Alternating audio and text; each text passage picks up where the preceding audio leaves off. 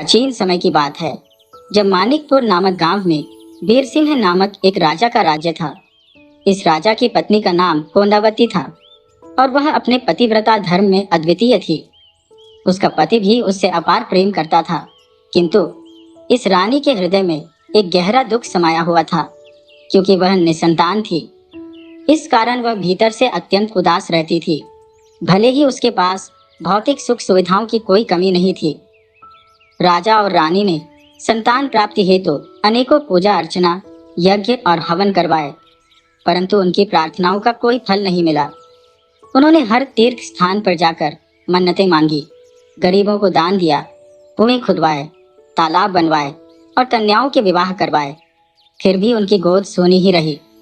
इस निरंतर असफलता ने रानी कोंडावती के मन को गहरी निराशा से भर दिया और उसने सोचा, क्या लाभ इस जीवन का जब मैं माँ बनने का सुख ही नहीं पा सकती। कभी कभी वह सोचती, एक बेजान पत्थर बन जाना शायद इस व्यर्थ जीवन से बेहतर होता। राजा बीर सिंह के राज्य के निकट एक विशाल पर्वत था, जहाँ भद्रदत्त नामक एक तपस्वी तपस्या में लीन थे। तपस्वी हमेशा ध्यान में मग्न रहते थे, मानो उन्हें संसार की कोई सुध नहीं थी। जब रानी कोंडावती को इस तपस्वी के बारे में ज्ञात हुआ, तो उसने सोचा कि शायद यही वह व्यक्ति है जो उसके दुख को समझकर कोई उपाय बता सके। उसने अपने पति से इस बात का जिक्र किया और राजा ने उसकी बात मान ली। रानी ने अपने दास दासियों के साथ उस पर्वत की ओर प्रस्थान किया। नगर के लोग भी उत्सुकता से देखने लगे कि रानी कहाँ जा रही है। कुछ समय पश्चात रानी कोंडावती पर्वत पर पहुंच गई। उसने अपने साथ 4 दासियों को लिया और पर्वत की चोटी की ओर चल पड़ी। यह पहली बार था जब रानी ने पैदल यात्रा की थी और उसके पैरों में छाले पड़ गए, जगह जगह से खून रिसने लगा। परंतु माँ बनने की तीव्र इच्छा ने उसके सभी दुखों को नगण्य कर दिया था और किसी तरह वह तपस्वी के स्थान तक पहुंच गई। रानी ने देखा कि ऋषि भद्रदत्त अपनी तपस्या में पूरी तरह लीन थे। आसपास के पेड़ पौधों ने उनका पूरा शरीर ढक लिया था और पक्षियों ने उनके निकट घोंसले बना लिए थे। रानी ने उन्हें प्रणाम किया, लेकिन ऋषि का ध्यान भंग नहीं हुआ। रानी ने अनेक प्रयास किए ताकि ऋषि का ध्यान टूटे, परंतु सब व्यर्थ साबित हुआ।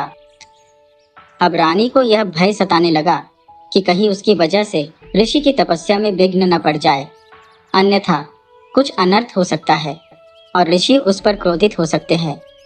तभी रानी के मन में एक उपाय आया।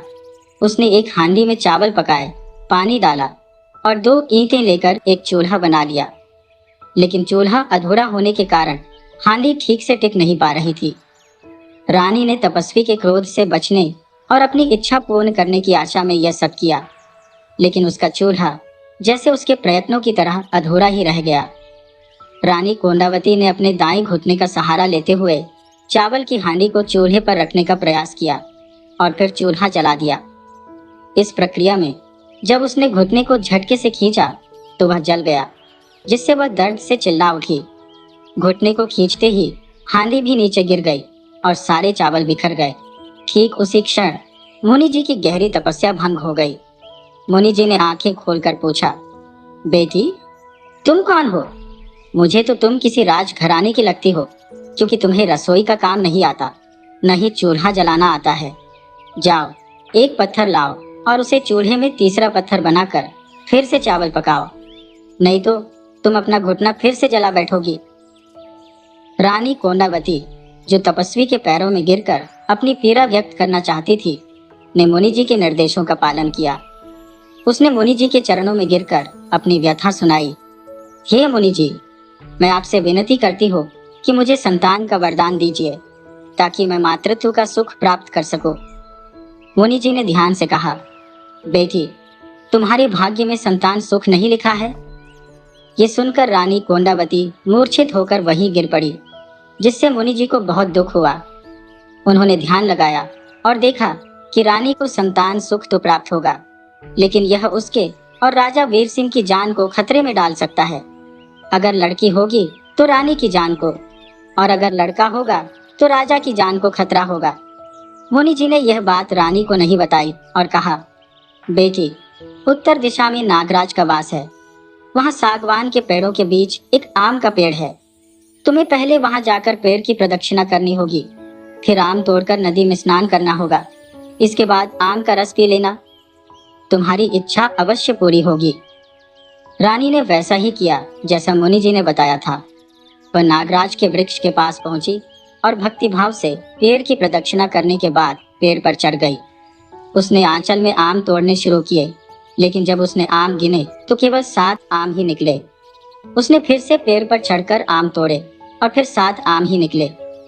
तीसरी बार जब उसने पेड़ पर चढ़कर आम तोड़े तो धरती कांपने लगी और पेड़ भी हिलने लगे। अचानक नागराज अपने फन फैलाए हुए गुस्से में बाहर निकला। रानी कोंडावती डर से कांपने लगी और बोली, हे नागराज, मेरी रक्षा कीजिए। मैं आपकी आज्ञा के बिना पेड़ पर चढ़ी हूँ, लेकिन कृपया मुझे अभी छोड़ दीजिए। जब मैं अपनी संतान का मुख देख लूंगी तब आप 9 महीने बाद आकर मुझे दंड दे सकते हैं। नागराज ने उसकी प्रार्थना स्वीकार की और कहा, तुम्हारे 7 कन्याएं होंगी और सबसे छोटी का नाम सर्पावती रखना। ये वादा मत भूलना। रानी ने पूछा, क्या मैं केवल कन्याओं की ही माँ बनूंगी? क्या मैं पुत्र सुख से वंचित रह जाऊंगी? नागराज ने उत्तर दिया, अगर तुम्हें पुत्र हुआ तो तुम्हारे पति की मृत्यु हो जाएगी, इसलिए तुम्हारे लिए कन्याओं का होना ही उचित है। रानी कोंडावती ने नागराज के वचनों को स्वीकार किया और नागराज अपनी गुफा में वापस चला गया। रानी की इच्छा पूर्ण हो गई थी और वह खुशी खुशी अपने महल लौट आई। राजा वीर सिंह ने भी रानी का स्वागत किया। अगले दिन रानी ने 7 आमों का रस निचोड़ कर पिया और कुछ समय बाद उसे गर्भ ठहर गया।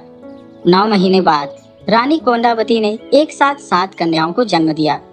राजा वीर सिंह ने पूरे राज्य में धूमधाम से खुशियां मनाई। जगह जगह वस्त्र, मिठाई और दान बांटे गए। जब रानी कोंडावती की बेटियां 3 महीने की हुई तो राजा ने उनके नामकरण का आयोजन रखा। पूजा पाठ के बाद राज पुरोहित जी ने बेटियों के नाम रखे। सबसे बड़ी का नाम रखा गया गुणवती, दूसरी का रूपवती, तीसरी का भाग्यवती, चौथी का मायावती, 5वीं का सुखवती, छठी का बुद्धवती और 7वीं का नाम रखा गया भगवती। रानी कोंडावती अपनी सारी परेशानियां भूलकर अपनी सुंदर सुंदर बेटियों के चेहरों को देखकर खुश होती रही। एक दिन रानी ने राज पुरोहित जी से पूछा, पंचमी कब है? राज पुरोहित ने कहा, बेटी 3 दिन बाद नाग पंचमी है। ये सुनकर रानी कोंडावती का दिल दहल गया, क्योंकि उसे नागराज से किया हुआ वादा याद आ गया। वह दिन नजदीक आ गया था जब नागराज उसके प्राण लेने आने वाले थे।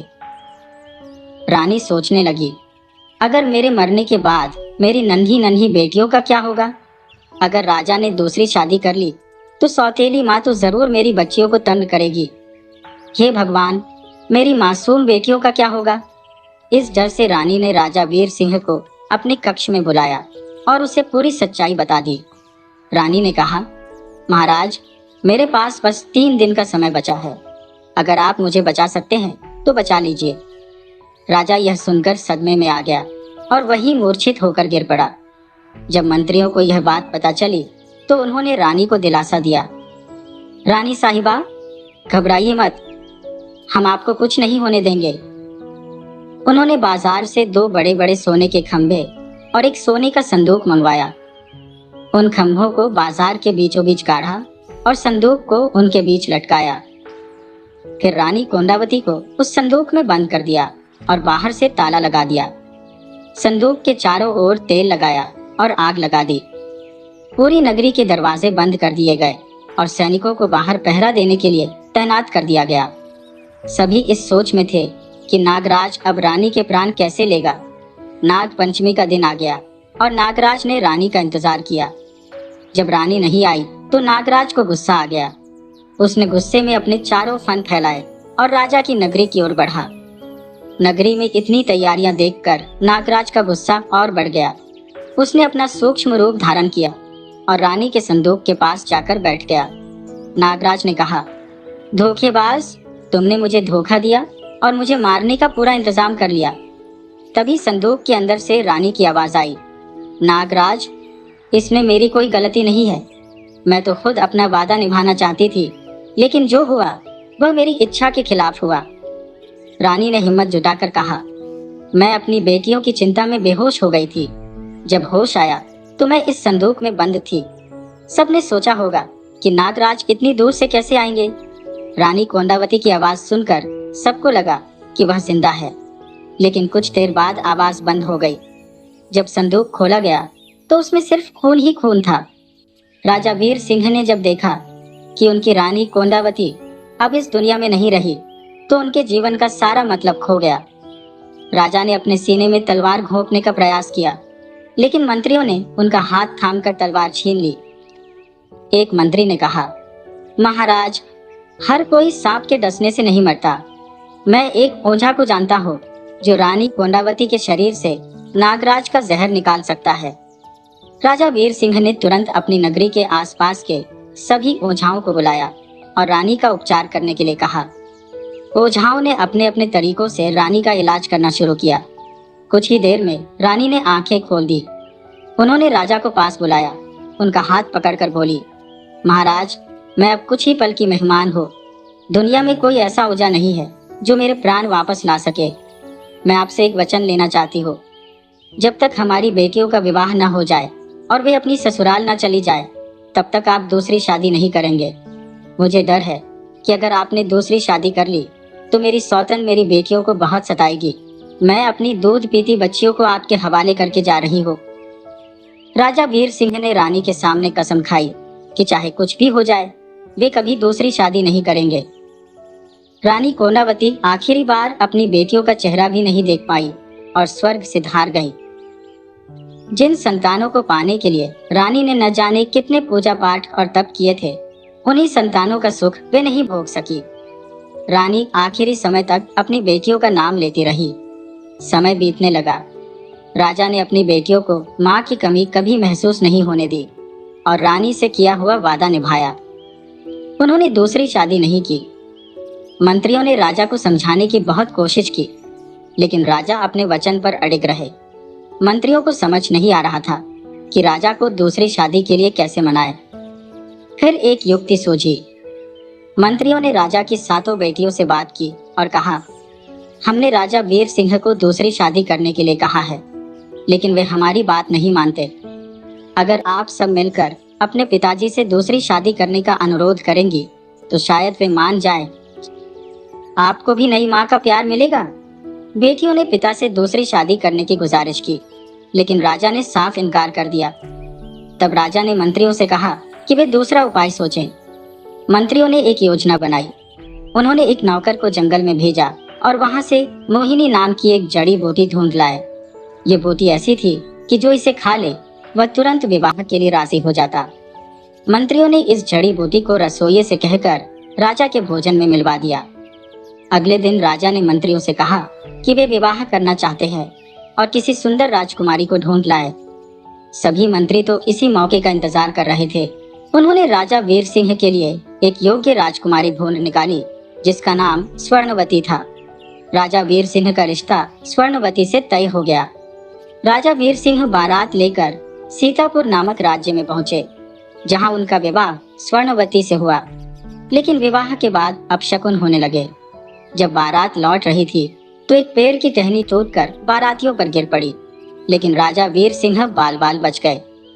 जब राजा महल लौटे तो उन्होंने राजपुरोहित और मंत्रियों को बुलाकर पूछा, आप लोगों ने कन्या को पसंद किया और मेरा विवाह करवाया, फिर भी अपशकुन क्यों हो रहे हैं? कोई मुझे बताएगा यहाँ क्या हो रहा है? मंत्रियों ने राजा को समझाने की कोशिश की, लेकिन राजा का मन शांत नहीं हुआ।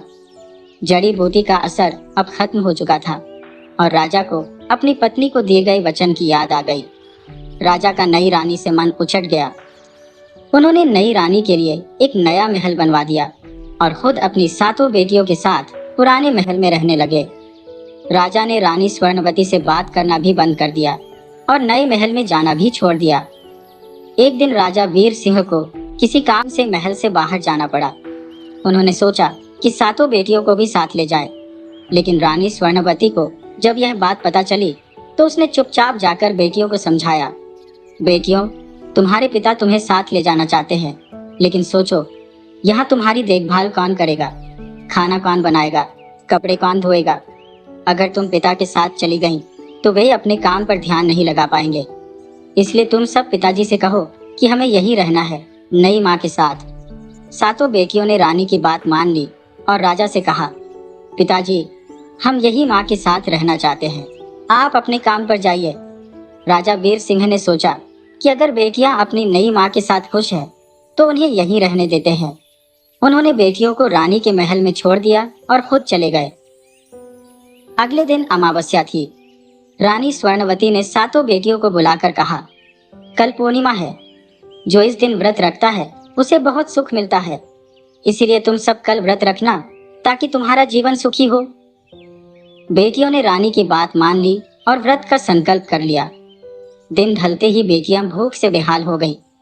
उन्होंने नई माँ से कहा, माँ, अब भूख बर्दाश्त नहीं हो रही। हमें अच्छा जीवन मिले या न मिले, पर हम अब और भूखे नहीं रह सकते। रानी स्वर्णवती ने गुस्से से कहा, क्या तुम मूर्ख हो? क्या मैं हर समय तुम्हारे लिए खाना बनाती रहूंगी? और उसने सभी को थप्पड़ मार दिए। फिर बोली, व्रत करने वाले आराम नहीं करते, चलो सब कुएं से पानी भर कर लाओ। बच्चियों को अब पछतावा हो रहा था कि उन्होंने पिता के साथ जाने से मना क्यों किया, लेकिन अब वे क्या कर सकती थी। रानी ने उन्हें टूटे फूटे मटके देकर पानी भरने भेज दिया। वे बेचारी, जो महल में कभी एक गिलास पानी भी खुद नहीं भरती थी, अब कुएं से पानी भरने को मजबूर थी। उन्हें पानी भरना नहीं आता था, लेकिन सौतेली माँ के डर से वे डर रही थी कि अगर पानी नहीं लाई तो माँ मारेगी। एक बेटी ने रानी से पीने के लिए पानी मांगा। रानी ने कहा, पहले कुएं से पानी भर कर लाओ, तभी पानी मिलेगा। बेचारी बच्चियां रोते रोते पानी भरने के लिए चली गई। उन्हें अपनी जन्मदात्री माँ की याद आ रही थी। रानी कोंदावती ने जब अपनी बेटियों की हालत देखी तो केले के पेड़ उगा दिए। बच्चियों ने जब केले देखे तो वे बहुत खुश हो गईं और पेट भरकर केले खाए। फिर पानी भरने लौट पड़ी, लेकिन मटके टूटे हुए थे, पानी टिक ही नहीं पाया। उनके कपड़े भीग गए। जब वे महल पहुंची तो मटकों में एक बूंद भी पानी नहीं बचा था। सातों बहनों ने कहा, माँ, ये मटके तो टूटे हुए थे। रानी स्वर्णवती गुस्से से बोली, तुम ही ने मटके फोड़े हैं, और छड़ी से उनकी पिटाई कर दी। सातों बहनें रोने लगी। एक बेटी ने कहा, माँ, हमें क्यों मार रही हो? हमने क्या बिगाड़ा है? दिन ऐसे ही बीतने लगे। रानी हर रोज उनकी पिटाई करती। एक दिन फिर से एक बच्ची ने पानी मांगा तो रानी ने अंदर जाकर दूध में जहर मिला दिया और बच्चियों को पीने के लिए दे दिया। बच्चियों ने दूध पी लिया और जहर ने असर दिखाना शुरू कर दिया। वे बोली, माँ, हमें क्या हो रहा है? हमारा मुंह सूख रहा है और छाती में जलन हो रही है। रानी स्वर्णवती ने जब देखा कि जहर देने के बाद भी राजा वीर सिंह की बेटियां जीवित है, तो उसने अंदर ही अंदर गुस्से और हताशा में सोचा, मैंने तो इन्हें जहर दिया था, फिर ये कैसे बच गईं? उसने लड़कियों से पूछा, तुम्हें भूख लगी है? लड़कियों ने कहा, हाँ माँ, हमें बहुत भूख लगी है। रानी ने उन्हें झूठ बोलते हुए कहा, अगर मैंने तुम्हें खाना दिया तो तुम्हें बूढ़े पति मिलेंगे। लड़कियों ने हताश होकर कहा, माँ, हमसे अब भूख बर्दाश्त नहीं हो रही। रानी ने मन ही मन कुछ सोचकर कहा, ठीक है, तुम सब नहा धो लो, फिर मैं तुम्हें खाना परोसूंगी। लड़कियों ने कहा, माँ, हमें अंधेरे में बहुत डर लगता है। रानी ने जवाब दिया, अंधेरा ही तो है, अंधेरा तुम्हें खा नहीं जाएगा। चलो, मैं तुम्हारे साथ चलती हूँ। रानी स्वर्णवती उन्हें एक टूटे फूटे और उजाड़ मंदिर में ले गई और बोली, यहाँ पूजा करो, तुम्हें अच्छे वर मिलेंगे। जब लड़कियां मंदिर के अंदर चली गई तो रानी ने बाहर से ताला लगा दिया। बेचारी लड़कियां पूरे 9 दिन भूख प्यास से तड़पती रही। उधर जब रानी कोंदावती की आत्मा ने महसूस किया कि उसकी बेटियां संकट में है, तो उसने उनकी मदद करने का तरीका खोजा। रानी ने मंदिर के अंदर मधुमक्खियों के कई छत्ते बनवा दिए, जिनसे शहद टपक टपक कर लड़कियों के मुंह में जाने लगा। इससे उनकी भूख मिट गई और उनमें जान लौट आई। राजा वीर सिंह, जो अपने पड़ाव में चैन की नींद सो रहा था, अचानक किसी अदृश्य शक्ति द्वारा हिलाया गया। उसने सुना, उठो राजा, उठो, तुम्हारी बेटियां भूख से तड़प रही हैं और तुम यहाँ आराम से सो रहे हो। राजा तुरंत उठा और अपनी बेटियों की चिंता में मिठाई, खिलौने आदि लेकर अपने नगर की ओर रवाना हुआ। जब वह महल के पास पहुंचा और देखा कि उसकी बेटियां स्वागत के लिए नहीं आई, तो उसे चिंता होने लगी। वह सीधा रानी स्वर्णवती के पास गया और पूछा, मेरी बेटियां कहाँ हैं? रानी ने झूठ बोलते हुए कहा, आपकी पहली पत्नी रानी कोंडावती उन्हें अपने साथ ले गई है। राजा को रानी की बातों पर विश्वास नहीं हुआ और उसने अपनी बेटियों को ढूंढने के लिए सिपाहियों को नगर में भेज दिया, लेकिन सिपाही कहीं भी राजकुमारियों का पता नहीं लगा सके। अब राजा खुद अपनी बेटियों की तलाश में निकल पड़ा और जंगल की ओर चला गया। जंगल के रास्ते पर उसे पैरों के निशान दिखाई दिए। राजा वीर सिंह ने जब जंगल में पैरों के निशान देखे तो 7 छोटे छोटे निशान और एक बड़ा निशान दिखाई दिया। उसे लगा कि यह बड़ा निशान रानी कोंडावती का ही हो सकता है। राजा को विश्वास हो गया कि रानी कोंडावती अपनी बेटियों को लेकर गई है। वह निशानों का पीछा करते हुए एक टूटे फूटे मंदिर तक पहुंचा। मंदिर के बाहर ताला लगा देखकर राजा को शक हुआ कि उसकी बेटियां यहीं बंद हो सकती है। राजा ने तुरंत ताला तोड़ने का आदेश दिया। जब राजा ने अंदर जाकर देखा तो उसकी 7 बेटियां अधमरी हालत में पड़ी हुई थी। राजा ने तुरंत अपनी बेटियों को महल में ले जाने का आदेश दिया। महल पहुंचकर उसने बेटियों से पूछा, तुम लोग यहाँ जंगल के इस मंदिर में कैसे पहुंची? बेटियों ने रोते हुए रानी सोनावती के सारे काले कारनामों की कहानी सुना दी। राजा वीर सिंह को गुस्सा आया और उसने रानी सोनावती से सभी रिश्ते नाते तोड़ लिए, लेकिन रानी ने गिड़गिड़ाते हुए माफी मांगी और वादा किया कि आगे से वह ऐसा कुछ नहीं करेगी।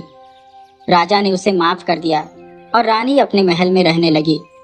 समय बीतता गया, लेकिन रानी सोनावती के मन में बदले की आग अभी भी धधक रही थी। एक दिन जब राजा स्नान कर रहा था तो रानी ने एक दासी को जंगल से सम्मोहित करने वाली जड़ी बूटी लाने का आदेश दिया। उस जड़ी बूटी को राजा के खाने में मिला दिया गया। खाना खाते ही राजा सोनावती के प्रति सम्मोहित हो गया। जब बेटियां सो रही थी, राजा सोनावती के प्यार में डूबा हुआ उसके महल के द्वार पर जा पहुंचा। रानी ने अंदर से कहा, महाराज, आप यहाँ क्यों आए हैं? आपको तो अपनी बेटियों से बहुत प्यार है, आप वापस लौट जाइए। राजा ने कहा, मैं तुम्हारे बिना नहीं रह सकता। रानी ने कठोर शब्दों में कहा, अगर तुम मुझसे मिलना चाहते हो तो पहले अपनी बेटियों को मार कर आओ, तभी मैं तुम्हें अपने महल में प्रवेश दूंगी। राजा ने कहा, कोई पिता अपनी बेटियों को क्यों मारेगा? रानी ने कहा, अगर मारना नहीं चाहते तो उन्हें जंगल में छोड़ दो। रानी के जादू में फंसे राजा ने अपनी बेटियों को आधी रात में उठाया और कहा, उठो बेटियों, मैं तुम्हें तुम्हारे ननिहाल छोड़ने ले जा रहा हूँ, हमें अभी चलना है। बेटियों ने आश्चर्य से पूछा, पिताजी, हमें तो पता ही नहीं था कि हमारा कोई ननिहाल भी है। राजा ने बहाना बनाते हुए कहा, बस कुछ मनमुटाव की वजह से हमारी बोलचाल बंद हो गई थी, लेकिन अब मैं चाहता हूँ कि तुम सब उनसे मिलो। लड़कियां उठकर तैयार हो गईं। रानी सोनावती ने राजा के लिए एक पोटली में रोटियां बनवाई जिनमें जहर मिला हुआ था, और राजा की बेटियों के लिए भी दूसरी पोटली में रोटियां तैयार करवाई। रानी ने बड़ी चालाकी से राजा को दोनों पोटलियां दे दी और कहा, जिस पोटली में ज्यादा रोटियां है वो बेटियों को देना और दूसरी तुम खाना। राजा ने बिना कुछ सोचे समझे हामी भर दी। राजा अपनी बेटियों के साथ जंगल के रास्ते पर चल पड़ा। चलते चलते जब वे घने जंगल में पहुंचे तो सबसे छोटी बेटी सर्पावती ने एक कौवे को उड़ता हुआ देखा। उसने पोटली से एक रोटी का टुकड़ा तोड़कर कौवे की ओर फेंक दिया। कौवा जैसे ही रोटी का टुकड़ा खाता है वह तड़प कर वहीं मर जाता है। सर्पावती को यह देखकर बहुत आश्चर्य हुआ। उसने तुरंत रोटी का एक टुकड़ा पास ही बैठे एक कुत्ते को दिया। सर्पावती ने जैसे ही रोटी का टुकड़ा कुत्ते को दिया, वह कुत्ता भी तड़प तड़प कर वहीं ढेर हो गया। सर्पावती घबरा गई और सोचने लगी, अगर हमने ये रोटियां खा ली होती तो हम भी अब तक मर गए होते। उसने तुरंत फैसला किया कि इन जहरीली रोटियों को फेंक देना चाहिए ताकि और किसी की जान ना जाए। उसने अपनी बहनों को बुलाकर एक गड्ढा खोदने को कहा और फिर सारी रोटियां उसमें दबा दी। राजा वीर सिंह को इस बारे में कुछ भी नहीं पता था और वह बेटियों के साथ जंगल के रास्ते पर चलता रहा। आधे रास्ते पर उसकी बेटियों को बहुत तेज भूख लगने लगी। एक बेटी ने राजा से कहा, पिताजी, मुझे आपकी पोटली में से एक रोटी दे दीजिए। राजा ने कहा, बेटी, मेरी पोटली में तो सिर्फ पत्थर और कंकर भरे हुए हैं, ये जंगली जानवरों से बचाव के लिए है। वैसे भी हम तुम्हारे ननिहाल पहुंचने ही वाले हैं, थोड़ा और सब्र कर लो। पर भूख से बेहाल एक बेटी वहीं जंगल में बैठकर रोने लगी। राजा ने गुस्से में आकर उसे छुरी से मारना शुरू कर दिया। बाकी बेटियों ने रोते हुए कहा, पिताजी इसे मत मारिए, हम इसे समझा देंगे। दिन ढलने लगा और रात की चादर फैल गई। राजा ने कहा, अब रात बहुत हो गई है, हम सब थक भी गए हैं, यही कहीं सो जाते हैं, सुबह फिर से चलेंगे। राजा वीर सिंह ने एक साफ जगह देखकर पेड़ के नीचे लेटने की तैयारी की। बेटियां भी उसके आसपास सो गईं। राजा ने बेटियों को सोता देख उनके सिरहाने एक मोटी लकड़ी रख दी और उस पर चादर डाल दी, ताकि उन्हें लगे कि वह वही है। फिर चुपके से जंगल के रास्ते पर चल दिया। सुबह होते ही राजा जंगल के किनारे एक नदी पर पहुंचा। उसने वहां जाकर हाथ मुंह धोया और फिर खाने के लिए पोटली खोली। पोटली खोलते ही उसने देखा कि रोटियां सच में कंकड़ और पत्थरों में बदल गई थी। उसे यकीन नहीं हो रहा था कि जो उसने कहा था वह सच में हो गया। वह खुद को अपनी बेटियों का गुनहगार मानने लगा। लेकिन जैसे ही उसने महल की चौखट पर कदम रखा, वह अपनी बेटियों को पूरी तरह भूल चुका था। दूसरी ओर जब सुबह हुई तो बेटियां जाग गईं। उन्होंने अपने पिता को आवाज दी, पर कोई जवाब नहीं आया। एक बेटी ने चादर हटाई तो वहां राजा की जगह एक मोटी लकड़ी का टुकड़ा पड़ा था। अब उन्हें समझ आ गया कि उनके पिता उन्हें अकेला छोड़कर चले गए हैं। सब रोने लगी, पर उन्होंने हिम्मत नहीं हारी और पास के तालाब में स्नान किया। उन्हें बहुत भूख लगी थी, पर चारों ओर घना जंगल ही नजर आ रहा था। बेचारी मासूम बच्चियों को क्या पता था कि उनका ही पिता उन्हें धोखा दे जाएगा। उसी समय राजा भीम सिंह, जो शिकार खेलते हुए वहां से गुजर रहा था, उन बच्चियों पर नजर पड़ी। उसने सोचा कि ये किसी राजा की बेटियां लगती हैं। उनकी हालत देखकर उसने अंदाजा लगाया कि उन्होंने लंबे समय से कुछ खाया पिया नहीं है। राजा भीम सिंह ने तुरंत अपने सिपाहियों से खाने पीने का सामान मंगवाया और बच्चियों को भरपेट खाना खिलाया। जब राजा ने पूरी कहानी सुनी तो उसे पता चला कि ये तो उसकी अपनी भांजिया है। राजा भीम सिंह रानी कोंडावती का भाई था और राजा वीर सिंह से किसी मनमुटाव के कारण 10 साल से संबंध टूट गया था। राजा भीम सिंह ने अपनी बहन की बेटियों को अपने नगर ले जाकर अपने 7 बेटों से उनका विवाह करा दिया। सर्पावती का विवाह उसने अपने सबसे छोटे बेटे विक्रम से कर दिया। बुरे दिन राजा वीर सिंह पर काले बादल की तरह मंडराने लगे थे। उनके शत्रुओं ने अचानक उन पर धावा बोल दिया, जिससे राजा वीर सिंह ने अपना समस्त राज्य और संपत्ति गंवा दी। उनके राज्य पर शत्रुओं का कब्जा हो गया और राजा वीर सिंह को अपने नगर से मुंह छिपाकर भागना पड़ा। रानी स्वयं अवंती के साथ राजा ने कई राज्यों में सहायता की गुहार लगाई, लेकिन किसी ने भी उनकी मदद नहीं की। एक दिन राजा वीर सिंह ने रानी सोनावती से कहा, अब हमें कुछ समय तक कहीं छिप कर रहना होगा और हमें मेहनत मजदूरी करनी होगी ताकि हम अपनी गुजर बसर कर सकें। इसके बाद राजा और रानी दोनों जंगल में चले गए और वहां सूखी लकड़ियां इकट्ठा करने लगे। राजा ने रानी से कहा, तुम यहीं ठहरो, मैं लकड़ियां बेचकर आता हूँ। राजा लकड़ियां लेकर बाजार की ओर चल पड़ा और अपनी आवाज लगाई, लकड़ियां ले लो। जब राजा की आवाज उसकी बेटियों ने सुनी तो उन्होंने उसे पहचान लिया और अपने पिता को अंदर बुलाकर सारा हाल पूछा। राजा ने पूरी बात बता दी। बेटियों को अपने पिता पर दया आ गई और उन्होंने राजा को अच्छे से खाना खिलाया। उधर रानी सोनावती राजा का इंतजार कर रही थी, लेकिन राजा वीर सिंह लौट कर नहीं आए।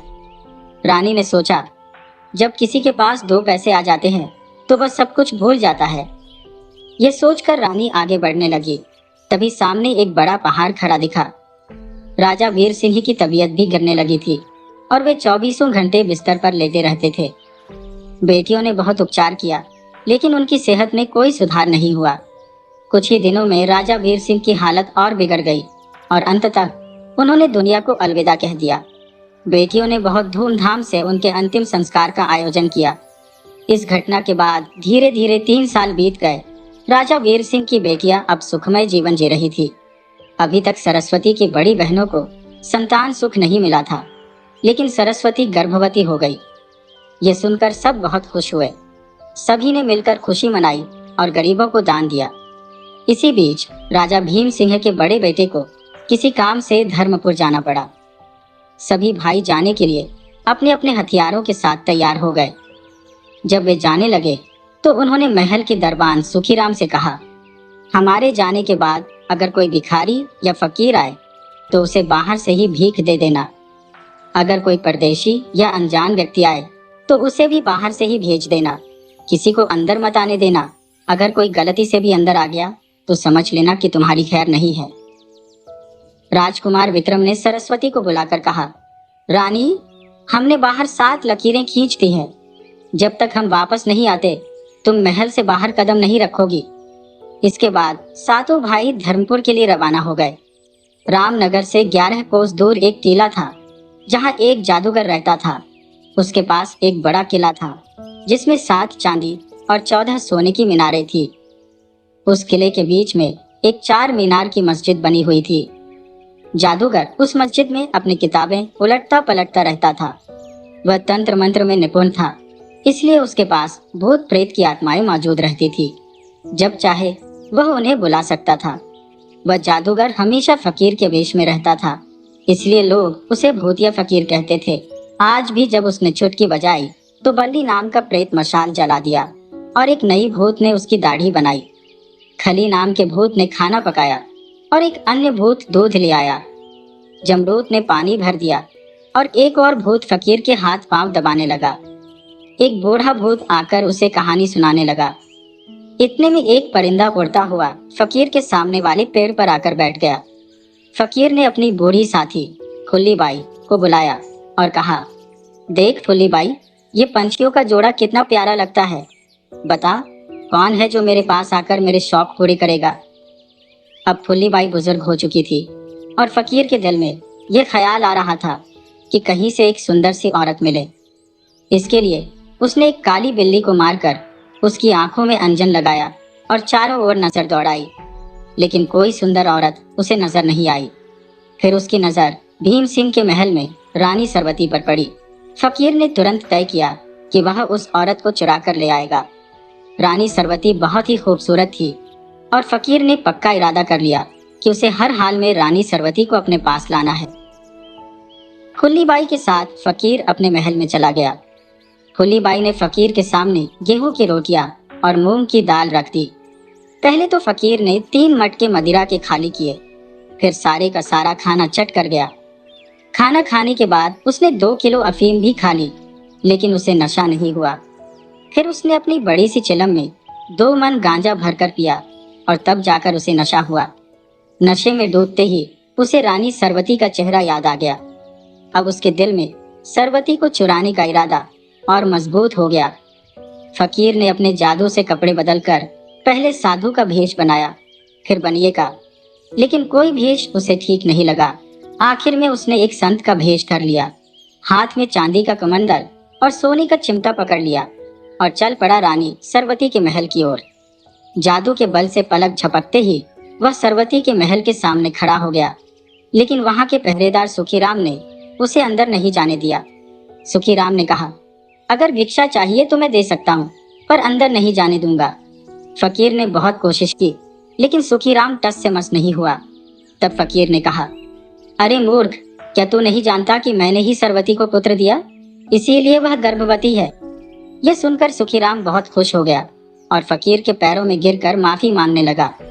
उसने कहा, मुझे माफ कर दो साधु जी, और कृपा करके मुझे भी संतान का सुख दे दो।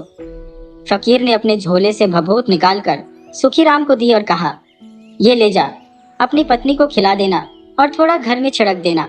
सुखीराम ने वैसा ही किया और उसके घर में बच्चे ही बच्चे हो गए, लेकिन जल्द ही वे सब राक्षसों जैसे लगने लगे।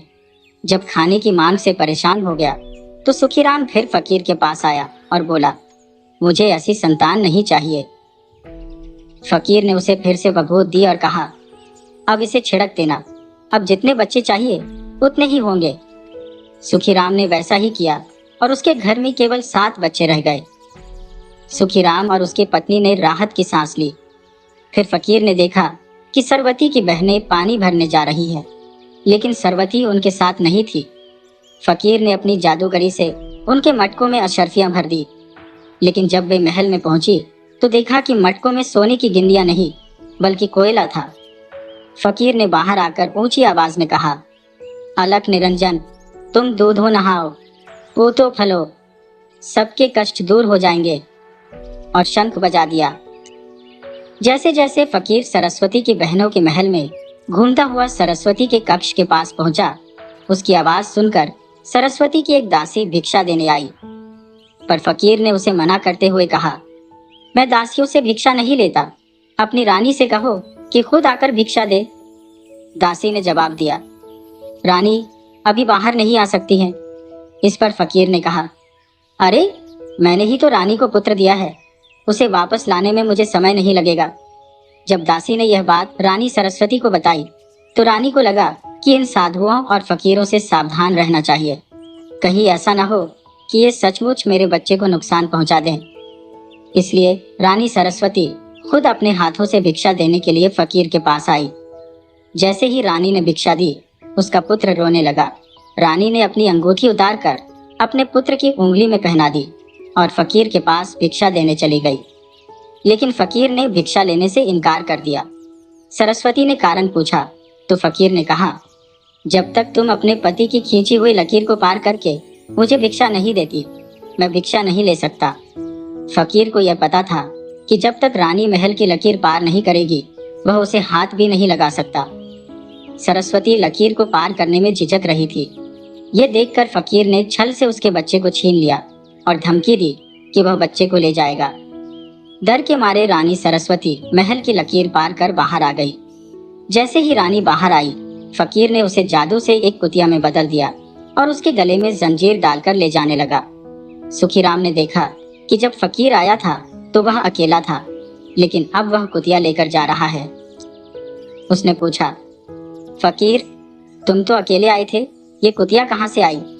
फकीर ने जवाब दिया, तुम्हें शायद याद नहीं, मेरी कुतिया हमेशा मेरे साथ रहती है। लेकिन सुखीराम को फकीर की बात पर विश्वास नहीं हुआ। फकीर ने तुरंत अपनी झोली से भभूत निकालकर सुखीराम पर फेंक दी और जादू से उसे पागल बना दिया। पागल होकर सुखीराम जंगल की ओर भाग गया और फकीर सरस्वती को अपने सोने के महल में ले आया। वहां उसने जादू से कुतिया बनी सरस्वती को फिर से उसकी असली रूप में बदल दिया, क्योंकि सरस्वती बेहद सुंदर थी। फकीर ने सरस्वती को छूने के लिए हाथ बढ़ाया, लेकिन सरस्वती ने कहा, तुम मुझे 12 बरस तक छू नहीं सकते, क्योंकि मैंने 12 बरस तक ब्रह्मचर्य का व्रत लिया है। सरस्वती ने फकीर को चेतावनी दी, अगर तुमने मुझे छूने की कोशिश की तो तुम्हारे सिर के टुकड़े टुकड़े हो जाएंगे। फकीर बहुत बड़ा जादूगर था, लेकिन सरस्वती भी एक पतिव्रता नारी थी, इसलिए फकीर का जादू उसके सामने बेअसर था। क्रोधित होकर फकीर ने सरस्वती को जादू से राख में बदल दिया और उस राख को अपनी झोली में डालकर अपनी साथी फुल्लीबाई के पास लौट आया। फुल्लीबाई ने देखा कि फकीर अकेला ही वापस आया है, तो उसने सोचा कि शायद सरस्वती को वह अपने साथ नहीं ला सका। इस पर वह फकीर का मजाक उड़ाने लगी। फकीर ने अपनी जादू की छड़ी से राख को छुआ और देखते ही देखते वह राख फिर से सरस्वती में बदल गई। ये देखकर फुल्लीबाई हैरान रह गई और बोली, अरे बेटिया रानी, तुम इस फकीर के जाल में कैसे फंस गई? यह तो बड़ा निर्दयी आदमी है। फुल्लीबाई को सरस्वती की चिंता होने लगी, लेकिन बेचारी सरस्वती क्या करती? वह चुपचाप फुल्लीबाई की ओर देखती रही और फकीर ने उसे सोने की जेल में बंद कर दिया। सरस्वती को अपने दूध मुंहे बच्चे की याद बहुत सता रही थी। वह सोच रही थी कि अपने पति को कैसे संदेश भेजे कि वह उसे इस फकीर की कैद से छुड़ा ले। जैसे जैसे समय बीतता गया, पूरे नगर में यह खबर जंगल की आग की तरह फैल गई कि जादूगर फकीर बाबा ने अपने जादू से रानी सरस्वती का अपहरण कर लिया है। सरस्वती की सभी बहनें दुख में डूब गईं और जोर जोर से रोने लगी। वे कहने लगी, ओह बेटा, तू कितना दुर्भाग्यशाली है। तेरे जन्म से पहले ही तेरे पिता युद्ध पर चले गए और अब तेरी माँ को भी फकीर हर कर ले गया। दूसरी ओर राजा भीम सिंह के नगर के सभी युवाओं को इस घटना ने शर्म से झुका दिया था। वे सोचने लगे कि उनके होते हुए भी फकीर रानी सरस्वती को हर ले गया। इस अपमान को सहन करना उनके लिए मुश्किल था। फिर नगर के सभी वीरों ने एक सभा बुलाई और फैसला किया कि आसपास के सभी नगरों के राजाओं को इस घटना की जानकारी दी जाए। लेकिन यह कार्य सरल नहीं था, क्योंकि सभी नगरों तक संदेश पहुंचाने में कई दिन लग सकते थे। इसलिए भीम सिंह के नगर के अन्य राजाओं ने संदेश भेजने के लिए बाजों का उपयोग करने का निर्णय लिया। युवाओं ने सरस्वती की बहनों के पतियों को पत्र लिखकर भेजे, जिनमें यह लिखा गया कि रानी सरस्वती को एक फकीर हर कर ले गया है और उनका नन्हा सा पुत्र दासी की देखरेख में है। लेकिन जल्द से जल्द रानी सरस्वती को बचाना आवश्यक है। युवाओं ने पत्थरों को बाजों के गले में बांधकर उन्हें उड़ाया। बाज जहां जहां भेजे गए वहां जाकर बैठ गए, और जैसे ही सातों भाइयों ने पत्र पढ़े, उनका गुस्सा सातवें आसमान पर था। उन्होंने अपनी तलवारें खींच ली और अपनी विशाल सेना के साथ चल पड़े। यह ठीक वैसा ही था जैसे श्री राम ने रावण को मारकर सीता को बचाया था। भीम सिंह के बेटों ने अपने सैनिकों के साथ तुरंत कूच किया और 4 दिन बाद वे उस पहाड़ी पर पहुंचे जहां फकीर बाबा का सोने का महल था। सेना ने महल को चारों ओर से घेर लिया और तोपों की बौछार शुरू कर दी, लेकिन सोने की दीवारों पर कोई असर नहीं हुआ। फकीर बाबा के महल की दीवारें अडिग रही। ये सब फकीर बाबा के जादू का कमाल था। राजा भीम सिंह के बेटों को संदेह हुआ कि शायद महल में कोई नहीं है। उन्होंने अपने सैनिकों को महल के अंदर जाकर जांच करने का आदेश दिया।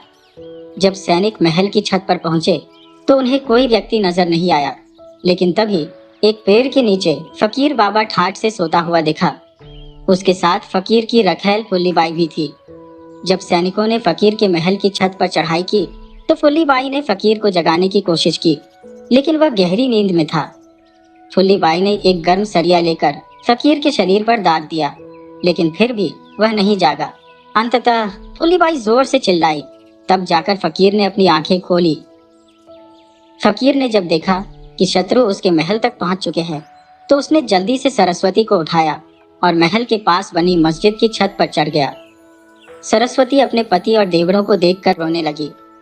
फकीर ने यह देखकर कहा, तू क्यों रो रही है? अब देख मेरा कमाल क्या है। फकीर ने अपनी जादू की छड़ी पर मंत्र पढ़कर उसे शत्रुओं की ओर फेंक दिया। छड़ी ने 300 से 400 लोगों को मार गिराया और तुरंत फकीर के पास वापस लौट आई। फिर फकीर ने कहा, अब हम यहाँ से चलते हैं। उसने एक मोटा डंडा उठाया और या अल्लाह कहते हुए अपने शत्रुओं पर टूट पड़ा।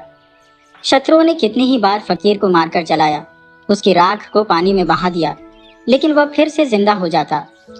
अंत में फकीर ने अपने झोले से राख निकालकर राजा भीम सिंह के बेटों पर छिड़क दी, जिससे उनकी सेना कुछ काले पत्थरों और कुछ हाथियों में बदल गई। कई सफेद पत्थरों के घोड़े बन गए। फकीर बाबा की ताकत के आगे सब हार गए और वह अपनी विजय की गर्व से सरस्वती को लेकर चला गया। जो बचे हुए सिपाही थे वे भी कुछ ही क्षणों में लाल रंग के पत्थरों में तब्दील हो गए थे। राजा भीम सिंह के सातों बेटों ने जो तंबू लगाए थे वे सभी कांटेदार झाड़ियों में बदल गए, और जो तोहफों में गोला बारूद भरा था वह सारा मिट्टी में बदल गया। कुछ ही पलों में सब कुछ ठहर सा गया, जैसे सन्नाटा पसर गया हो। इसके बाद फकीर बाबा लौटकर सरस्वती के पास आया और बोला, देखा सरस्वती, मैंने कितनी बहादुरी से सभी को खत्म कर दिया। जब फकीर ने सरस्वती का हाथ पकड़ने की कोशिश की तो सरस्वती ने उसे चेतावनी दी, खबरदार फकीर बाबा, अगर तुमने मुझे छूने की जुर्रत की तो तेरे सिर के टुकड़े टुकड़े कर दूंगी। उधर जब यह खबर राजा भीम सिंह के नगर में पहुंची कि उनकी 20,000 की सेना पूरी की पूरी पत्थर बन गई है और एक भी सैनिक जीवित नहीं बचा, तो पूरा नगर उदासी में डूब गया। भीम सिंह की सारी बहुएं गश्त खाकर गिर पड़ी। उन्होंने जहर खाकर अपने प्राण त्यागने का मन बना लिया, लेकिन रानी सरस्वती के बच्चे का ख्याल आया तो वे रुक गईं। उन्होंने सोचा, अगर हम मर जाएंगे तो इस बच्चे का क्या होगा।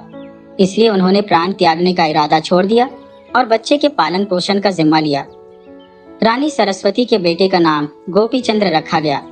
गोपी चंद्र धीरे धीरे 5 साल का हो गया और उसे शिक्षा दी जाने लगी। उसने जल्द ही 12 खड़ी सीख ली और फिर सभी ग्रंथों का अध्ययन कर लिया। इसके बाद उसने अस्त्र शस्त्र की विद्या सीखना शुरू किया, जिसके लिए कुशल गुरुओं को नियुक्त किया गया। कुछ ही समय में गोपी चंद्र कुश्ती, तीरंदाजी और तलवारबाजी में निपुण हो गया। नगर वासियों को गोपी चंद्र से बड़ी उम्मीदें थी। नगर के बड़े बुजुर्ग कहते, ये बच्चा एक दिन अपने बाप दादा का नाम रोशन करेगा। एक दिन गोपी चंद्र खेल रहे थे कि नगर के पुजारी जी की बहू पानी भरकर लौट रही थी। गोपी चंद्र को शरारत सूझी और उसने तीर चलाकर बहू के मटके को तोड़ दिया। तीर मटके को तोड़ते हुए बहू के पैर में जा लगा, जिससे खून बहने लगा। गुस्से में आकर बहू बोली, अरे कलमुहे, तेरी माँ फकीर बाबा की कैद में बैठी रो रही होगी और तुझे गांव की बहू बेटियों को तंग करने में मजा आता है। अगर इतनी वीरता है तो जाकर उस फकीर से लड़। गोपी चंद्र ने बहू की बात सुनी और हैरान रह गया। यह सब उसके लिए नई बात थी। उसने पुजारी की बहू से पूरी सच्चाई जानने की जिद की। पुजारी की बहू ने सब कुछ बता दिया कि कैसे फकीर बाबा ने उसकी माँ को हर लिया, कैसे उसके पिता और पूरी सेना को पत्थर में बदल दिया। गोपी चंद्र ने माफी मांगी और कहा, मुझसे अनजाने में बड़ी गलती हो गई, मुझे माफ कर दो। मुझे इन बातों का बिल्कुल भी पता नहीं था। अब जब मुझे पूरी सच्चाई पता है तो कृपया मुझे आशीर्वाद दो ताकि मैं अपने पिता का अधूरा काम पूरा कर सकूं।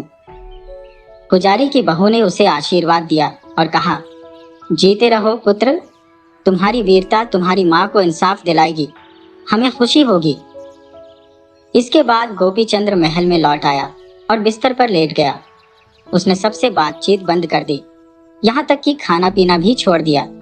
गोपी चंद्र की माताएं उसके पास आकर पूछने लगी, पुत्र तुम्हें क्या हो गया है, तुमने खाना पीना क्यों छोड़ दिया? हमने क्या गलती की? गोपी चंद्र ने कहा, पहले ये बताओ मेरे माता पिता कहाँ हैं? सभी मौसियाँ जो माताओं की तरह उसका लालन पालन कर रही थी कहने लगी, हम ही तुम्हारी माताएं हैं। गोपी चंद्र ने कहा, क्या मैंने आप सबकी कोख से जन्म लिया है? मेरी असली माँ कौन है और कहाँ है? माताओं ने कहा, ये कैसी बातें कर रही हो? किसने तुम्हारे मन में हमारे खिलाफ जहर भर दिया? कौन है वो बदकिस्मत जिसने हमारे नन्हे से गोपी चंद्र के मन में उथल पुथल मचा दी है? उसका बेड़ा गर्क हो, वो कभी सुखी नहीं रहेगा। गोपी चंद्र ने अपनी माँ से बहुत आग्रह किया, जिसके बाद उन्होंने सारी कहानी सुना दी। उन्होंने बताया, बेटा वो फकीर हमारा सब कुछ छीन ले गया था। हम तुम्हें खोना नहीं चाहते थे, हमने सब कुछ खुलाकर तुम्हें लाड प्यार से पाला है। गोपी चंद्र ने कहा, लेकिन मुझे अपनी माँ को छुड़ाने जाना है। आप सभी माताएं मुझे आशीर्वाद दें ताकि मैं अपने काम में सफल होकर लौट सकूं। इस पर उनकी माँ ने कहा, बेटा तुम उस फकीर का सामना कैसे करोगे? वह अकेला ही 20,000 की सेना को हरा चुका है। अगर तुम फिर भी जाना चाहते हो तो पहले हमें जहर दे जाओ, फिर जहाँ चाहो जाओ। गोपी चंद्र बोला, माँ आप चिंता क्यों करती है? मुझे कुछ नहीं होगा। मैं जाने से पहले 3 पौधे लगाऊंगा। आप लोग हर दिन उन्हें 3 बार पानी देना। जब तक ये पौधे हरे रहेंगे समझ लीजिए मैं जिंदा हूँ। अगर ये सूखने लगे तो समझ जाना कि मेरी आयु पूरी हो गई। फिर गोपी चंद्र ने अपने पिता के आभूषण जैसे कानों की मुद्राएं, गले की कीमती मोतियों की माला और हाथों में सोने के खड़े पहन लिए। कलेवा करके माँ के चरण स्पर्श कर आशीर्वाद लिया और निकल पड़ा। गोपी चंद्र अपने नगर को पार करते हुए जंगलों से गुजरता गया। कई दिन चलते रहने के बाद भी कोई गांव या नगर नजर नहीं आया। चलते चलते जब अंधेरा हो गया तो उसने एक पेड़ के नीचे डेरा डाल लिया। खाना खाकर विश्राम किया। सुबह उसकी आंख खुली तो उसने देखा कि उसके सामने 12 सिर वाला नाग देवता खड़ा है। गोपी चंद्र ने तुरंत तलवार निकाल ली, यह सोचते हुए कि नागराज उसे डसने आया है। लेकिन नागराज ने कहा, रुको गोपी चंद, तुम्हारी माँ का जन्म मेरे दिए गए प्रसाद से हुआ था, इस नाते तुम मेरे पोते हो। मैं तुम्हें आशीर्वाद देने आया हूँ। मुझे विश्वास है कि तुम अपनी माँ का उद्धार करोगे। उस फकीर का अंत तुम्हारे हाथों ही लिखा है। जाओ उस फकीर का वध करके अपनी माँ को छुड़ाओ। लेकिन ध्यान रखना, तुम्हारे रास्ते में कई संकट आएंगे। जंगल के अंत में एक राक्षसी है जो रूप बदल सकती है। उसके जाल में मत फंसना। मैं तुम्हें चेतावनी देने आया हूँ। दिन भर चलते हुए गोपी चंद्र एक नगर के पास पहुंचा। वहां एक बूढ़ी भटियारी ने उसका मुरझाया चेहरा देखा और खाना बनाने लगी। गोपी चंद्र ने पूछा, नानी आपके नगर का हालचाल कैसा है? नानी ने कहा, बेटा हमें पूरे 6 महीने हो गए मीठा पानी पिए। अब तो खाना भी इसी खारे पानी में बनाना पड़ता है। दाल की पक्की भी नहीं बनती। गोपी चंद्र ने पूछा, नानी आपके नगर में मीठे पानी के कुएं नहीं हैं? नानी बोली, कुआं तो है बेटा, बहुत बड़ा कुआं, लेकिन वो दरिंदा कलवा बाघ हमारे पीछे पड़ा है। गोपी चंद्र ने पूछा, ये बाघ कहाँ से आया? नानी ने कहा, कौन जाने कहाँ से आया, लेकिन अब वो किसी को भी कुएं के पास फटकने नहीं देता। जो भी वहां जाता है वो उसे खा जाता है, कोई उसे मार भी नहीं सकता। गोपी चंद्र ने पूछा, लेकिन नगर का राजा क्या कर रहा है? नानी ने कहा, राजा तो बेचारे मजबूर है, उन्होंने ऐलान कर दिया है कि जो कोई बाघ को मारेगा वो अपनी बेटी का विवाह उसके साथ कर देंगे। हर जगह तख्ते पर लिखवा दिया है, लेकिन कोई उस बाघ को कैसे मारे यह समझ में नहीं आता। खाना खाते हुए नानी से बातें करते करते रात हो गई। गोपी चंद्र भी खा पी कर सो गया। दूसरे दिन सुबह जल्दी उठते ही गोपी चंद्र ने कलेवा किया और उत्तर दिशा की ओर निकल पड़ा। वहां पहुंचने पर उसने देखा कि एक विशाल लोहे का फाटक है जो ताले से जड़ा हुआ है। इधर उधर नजर दौड़ाई तो कोई दिखाई नहीं दिया, लेकिन पहरेदारों की गश्त जारी थी। गोपी चंद्र ने ऊंची आवाज में पूछा, अरे कोई है? ये फाटक क्यों बंद है? कोई आकर इसे खोलेगा? तभी एक पहरेदार ने उत्तर दिया, यह दरवाजा नहीं खुलेगा। यदि तुम्हें अंदर आना है तो पूर्व दिशा से आओ। पर गोपी चंद्र ने जवाब दिया, नहीं, मैं इसी दरवाजे से अंदर आऊंगा। मुझे पूर्व दिशा का दरवाजा मंजूर नहीं है। पहरेदार ने कहा, क्यों इतनी जिद कर रहे हो? और यहाँ के कुएं के पास एक बाघ रहता है जो बेहद खतरनाक है। वो तुम्हें चुटकी में चबा जाएगा। गोपी चंद्र ने दृढ़ता से कहा, तुम दरवाजा खोलो, मैं बाघ को देखना चाहता हूँ। पहरेदार ने उसकी हिम्मत देखकर दरवाजा खोल दिया और गोपी चंद्र फाटक से अंदर दाखिल हो गया। गोपी चंद्र कुएं के पास पहुंचकर इधर उधर बाघ को देखने लगा। बाघ ने गोपी चंद्र को देखा और फौरन उस पर हमला कर दिया, लेकिन गोपी चंद्र पहले से ही तैयार था। उसने तेजी से तलवार उठाई और बाघ की गर्दन पर वार किया। बाघ वहीं ढेर हो गया। फिर गोपी चंद्र ने बाघ की पूंछ और पंजे काट लिए और उन्हें अपनी झोली में रख लिया। गोपी चंद्र वापस उस बूढ़ी भटियारी के पास लौटा। बूढ़ी ने पूछा, कहाँ घूम के आए हो? गोपी चंद्र ने हंसते हुए कहा, रानी मसीही नगर तक गया था। गोपी चंद्र ने बताया, नानी, मैंने नगर के कुएं के पास बाघ को मरा हुआ देखा। पता चला कि एक गरीब और आलसी धोबी था जो नशे में धुत रहता है। उसी ने बाघ को मारा। वो बूढ़ी बोली, ऐसा कैसे संभव है? गोपी चंद्र ने आगे कहा, धोबी ने नशे में बाघ को देखा और बिना सोचे समझे उसे डंडे से मार दिया। जब उसकी आंखें खुली तो उसने देखा कि उसने बाघ को मार गिराया है। खुशी से उछल पड़ा और सोचने लगा कि अब राजा के पास जाकर उसकी बेटी से विवाह कर लेगा। धीरे धीरे यह बात पूरे नगर में फैल गई। सभी लोग हैरान थे कि धोबी ने अकेले बाघ को कैसे मार गिराया। धोबी खुशी से उछलता कूदता राजा के पास गया और गर्व से बोला, महाराज, मैंने बाघ को मार गिराया। आप चाहें तो कुएं के पास जाकर देख सकते हैं। अब आप अपनी बेटी का विवाह मुझसे करके अपना वचन पूरा करें। राजा और उनके मंत्री हैरान रह गए। सब सोच रहे थे, यह नशेड़ी धोबी कैसे किसी बाघ का सामना कर सकता है? लेकिन राजा ने वचन दिया था तो उन्हें विवाह करना ही पड़ेगा। सैनिकों ने जाकर कुएं के पास देखा और सच में बाघ मरा पड़ा था। राजा ने घोषणा की कि धोबी ने बाघ को मार गिराया है और राजकुमारी रूपवती का विवाह धोबी के साथ तय कर दिया गया।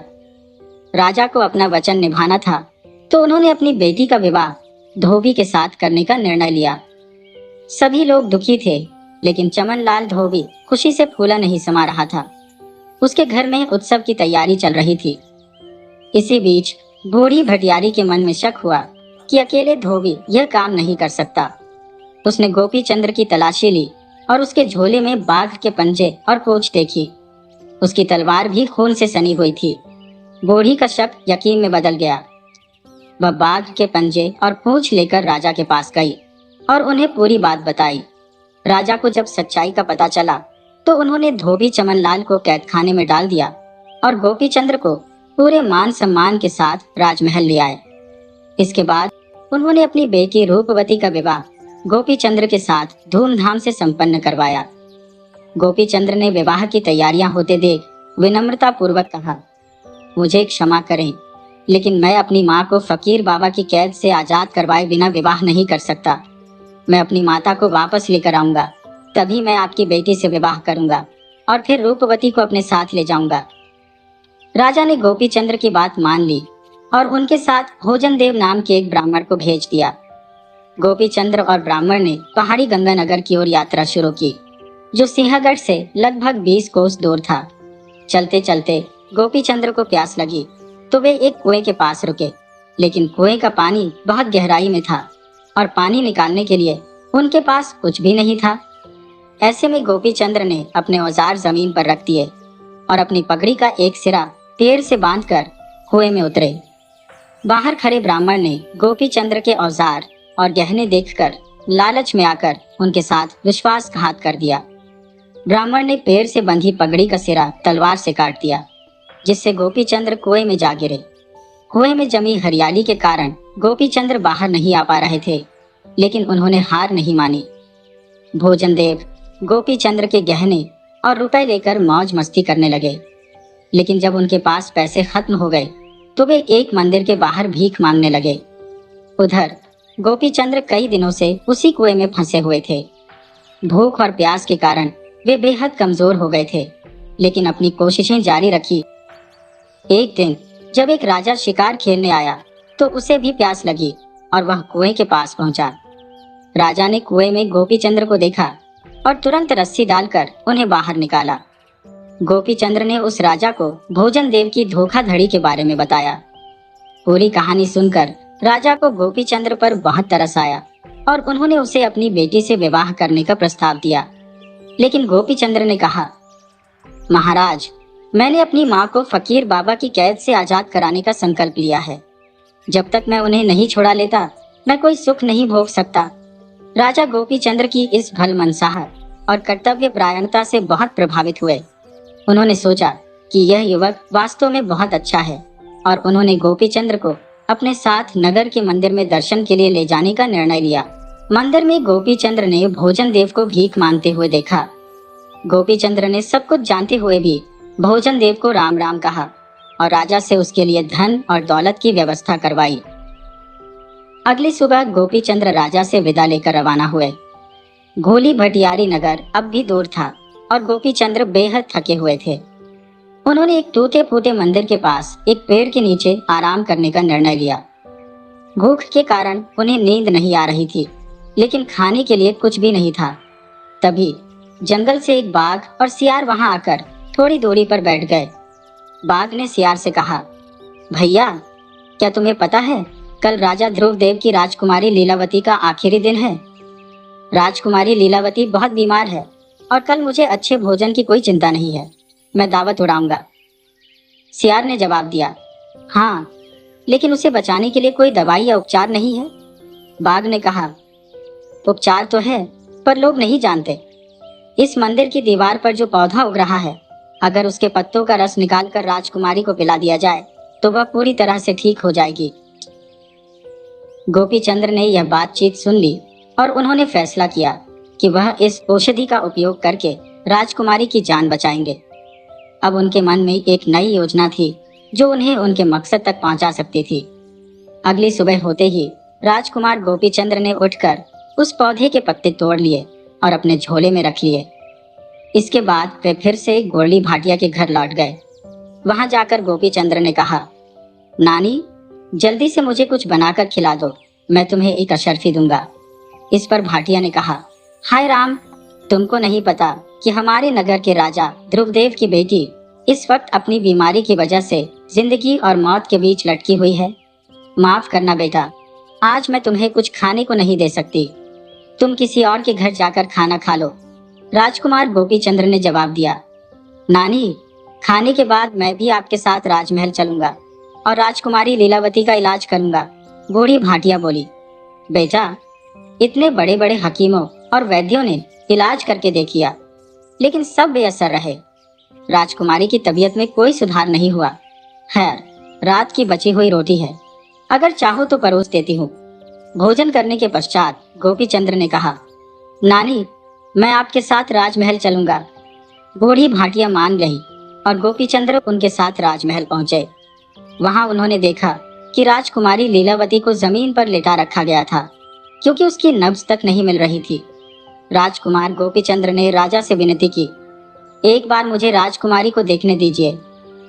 राजा ने निराश आंखों से गोपी चंद्र की ओर देखा, पर अपनी बेटी की खातिर चुप रहे। गोपी चंद्र राजा की मनोदशा समझ गए और उन्होंने राजकुमारी का घाव देखा। इसके बाद उन्होंने सीखे गए मंत्र अनुसार पत्तों का रस निकालकर राजकुमारी के घाव पर लगाया। इस औषधि के चमत्कार से राजकुमारी की नब्ज चलने लगी। गोपी चंद्र ने कहा, अब कोई खतरा नहीं है, दूसरे दिन भी उन्होंने उसी तरह पत्तों का रस निकालकर घाव पर लगाया। तीसरे दिन जब पट्टी खोली गई तो घाव पूरी तरह से भर चुका था। राजमहल के लोग हैरान रह गए, क्योंकि राजकुमारी लीलावती अब पूरी तरह स्वस्थ थी। नगर के राजा ने कहा, तुम कोई साधारण इंसान नहीं हो, बल्कि फरिश्ता हो। मेरी बेटी जो मौत के कगार पर थी, अब तुम्हारी बदौलत स्वस्थ है। राजमहल में यह बात आग की तरह फैल गई और लोगों का तांता लग गया। हर कोई गोपी चंद्र के दर्शन करने आया। राजा ने अपनी बेटी को रथ पर बिठाकर पूरे नगर में घुमाया। उनकी खुशी का ठिकाना नहीं था। एक दिन राजकुमार गोपी चंद्र ने राजा से विदा लेकर लौटने की इच्छा प्रकट की। इस पर राजा बोले, तुमने मेरी बेटी की जान बचाई है। मैं चाहता हूँ कि तुम मेरे दामाद बन जाओ। राजकुमार गोपी चंद्र ने कहा, महाराज, मैंने अपनी माता को फकीर बाबा की कैद से मुक्त कराने की प्रतिज्ञा ली है। जब तक मैं उन्हें छुड़ाकर नहीं लाता, तब तक मैं किसी से भी विवाह नहीं कर सकता। राजकुमार गोपी चंद्र वहां से रवाना होकर दूसरे नगर जमनापुर पहुंचे। वहां उन्होंने भोजन किया और विश्राम किया। इसके बाद वे फकीर बाबा के महल की ओर चल पड़े। उन्हें सोने का महल दिखने लगा। गोपी चंद्र ने सोचा, क्या मेरी माता फकीर बाबा की बनाई मस्जिद में कैद है? और क्या यहाँ मेरे पिता, चाचा, सैनिक सब पत्थर के बुत बन गए हैं? फकीर के नगर की पहाड़ी की सीमा पर एक पिशाचिनी पहरा दे रही थी। गोपी चंद्र को आते देखकर उसने तुरंत एक सुंदर स्त्री का रूप धारण कर लिया। वह पिशाचिनी गोपी चंद्र के सामने नखरे दिखाते हुए खड़ी हो गई। लेकिन गोपी चंद्र को तुरंत नागदेव के दिए गए उपदेश याद आ गए, जिससे वे उसके जाल में नहीं फंसे। गोपी चंद्र ने अपनी तलवार निकाली और उस पिशाचिनी पर वार करना चाहा, लेकिन पिशाचिनी घबराकर कांपने लगी और कहने लगी, युवराज, मुझे मत मारो, मैं आपके पांव पड़ती हूँ। अगर आप मुझे जीवित छोड़ देंगे तो मैं आपकी माता को फकीर बाबा की कैद से मुक्त कराने का सरल तरीका बता दूंगी। गोपी चंद्र ने कहा, जल्दी बता, नहीं तो टुकड़े टुकड़े कर दूंगा। पिशाचिनी ने कहा, फकीर बाबा के महल के पास एक बूढ़ी औरत रहती है, जो फकीर बाबा के लिए रोज फूलों की माला बनाकर ले जाती है। जब तुम उसके घर जाओगे तो वह पूछेगी, पुत्र, तुम कौन हो और कहाँ से आए हो? तब तुम उससे कहना, मैं सुंदर चंद हूँ। मेरे पिता का नाम श्याम चंद था और मेरी माँ का नाम राम प्यारी। मेरे माता पिता दोनों स्वर्ग सिधार चुके हैं। ऐसा कहने पर वह तुम्हें अपनी माता से मिलने का अवसर दे देगी। इसके बाद पिशाचिनी ने अपनी छड़ी गोपी चंद्र को दी और वहां से जान बचाकर भाग गई। गोपी चंद्र उस बूढ़ी औरत के घर गए और पिशाचिनी ने जैसा बताया था ठीक वैसा ही कहा। बूढ़ी औरत ने कहा, हाय राम, तुम मेरे पोते हो? और उसने गोपी चंद्र को अपने गले से लगा लिया। उसने पूछा, तेरे माता पिता तो ठीक है ना? गोपी चंद्र ने उदास होकर कहा, नहीं, वे दोनों स्वर्ग सिधार चुके हैं। मैं अब अकेला हो गया हूँ। ये सुनकर बूढ़ी औरत भी रोने लगी और बोली, कोई बात नहीं बेटा, मैं हूं ना तुम्हारी दादी। अब से तुम मेरे पास रहोगे। फिर वह फकीर बाबा के लिए फूलों की माला बनाने लगी। गोपी चंद्र ने कहा, दादी, मैं भी माला बनाना जानता हूँ। बूढ़ी औरत ने कहा, तो तुम भी मेरे साथ माला बनाने में मदद करो। गोपी चंद्र ने बहुत सुंदर माला बनाई, जिसे देखकर फकीर बाबा बहुत खुश होता। गोपी चंद्र ने फकीर बाबा के लिए कई मालाएं बनाई और एक छोटी माला अपनी माँ सरस्वती के लिए भी बनाई, जिसमें अपनी पहचान के रूप में अपनी अंगूठी छुपा दी।